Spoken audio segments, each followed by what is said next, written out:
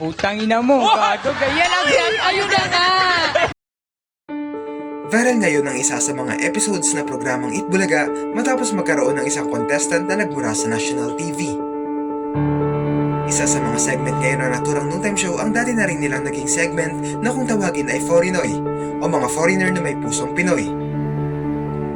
Sa kanilang episode na ipinalabas noong April 2, nagkalaban ang mga foreigner contestants sa isang question and answer portion at isa sa mga kasali rito ay ang Indianong si Rahul. Isa sa mga naging tanong sa kanya ng Itbulaga host na si Maine Mendoza ay kung ano ang mga Tagalog words na natutunan niya sa mga kaibigang Pilipino habang sa Pilipinas siya. Agad namang sumagot si Rahul ng isang mura na hindi pwede sa national TV. Makikita ang pagkagulat ng mga Dabbercats sa sinabi niyang ito, maging ang mga host na sila Maine, Ryan at Miles.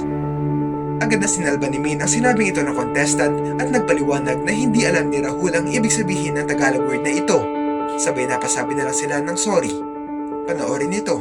Uy, marami ka ng Filipino friends. Opo, dami po ako eh. Ano naman yung mga natututunan mo sa mga Pilipino mong kaibigan? Yung pwede lang sabihin sa Tuturo sa akin, dami. Halimbawa, putang ina mo, gago, ganyan. Halimbawa, putang ina mo, gago, ganyan lang yan. Ayun na nga!